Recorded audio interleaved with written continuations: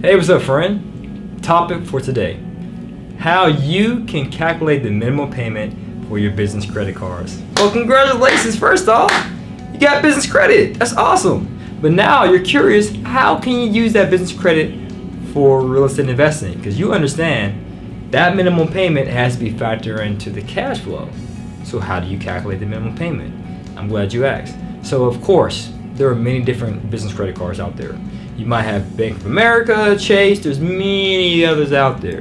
And they all have their way of calculating the payment, unfortunately.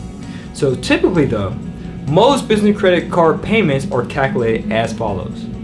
They take 1% of the amount that's charged plus interest. So for example, let's say you have $5,000 charged to one of your business credit cards. 1% of $5,000 is what? It's $50.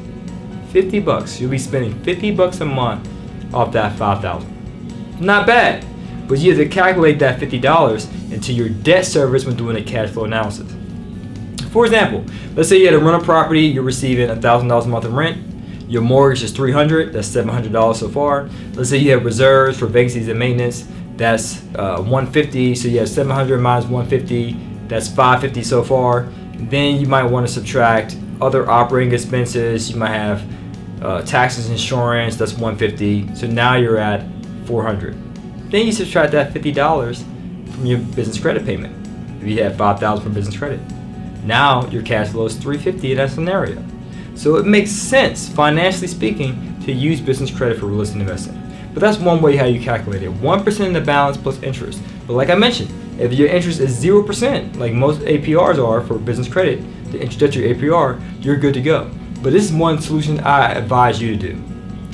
Call the 1-800 numbers in the back of your credit cards and ask the rep, hey, what if I charge $5,000 to this credit card? Or what if I maxed it out?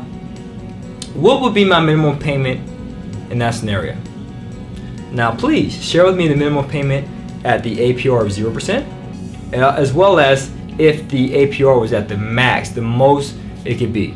So that way I can make sure I make plans in the future to see what I should do about this business credit. So that's one thing I do recommend. If you're using business credit for rental properties, use the minimum payment at the 0% APR and the max it could be once the APR expires. But call the 1-800 number in the back of your credit cards and ask them how is the minimum payment calculated. Or just paint a scenario. If I charge $50,000 to this card, what would be my minimum payment? So that's how I came up with that solution, ladies and gentlemen. It was back in 2012. When I started getting access to business credit, I had no clue how to calculate it. But I always loved human interaction over technology. Sure, there's websites that do this, bankrate.com, they calculate the credit card minimum payment, but I prefer just to call the creditor on the back of the 1-800 number and just ask them, if I charge $5,000 to this card, what would be my minimum payment at 0% APR and once it expires? But just to give you some further insight, most companies, as I stated earlier, they charge 1% of the balance plus interest. But some companies charge 2% of the balance plus interest. Some companies, such as my Home Depot credit card, they just charge 1/12 of the balance. They're all different. So if I had a Home Depot credit card for $12,000, then that means I have to owe them a minimum payment of $1,000 a month. They're all different, but it's up to you to call those representatives and inquire how they calculate it. Hey, but if you're watching this video and you haven't applied for business credit so far, I highly recommend you to do so. Is there a success fee? Yes, of course. We're going to get a success fee, we as 100% Finance, only if we provide you with business credit. So back to that scenario. Typically, the average person who applies gets $40,000 in funding. So let's say you owe us a success fee of $5,000. So back to the scenario. Are you telling me you would have a problem paying $50 a month to get access to $35,000? That's $40,000 minus the $5,000 you owe us.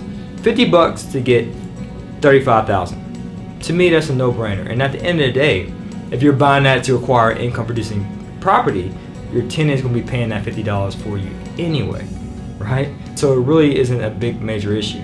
The issue is you're not moving it forward and not taking action. So I always recommend, don't just be a viewer, be a doer.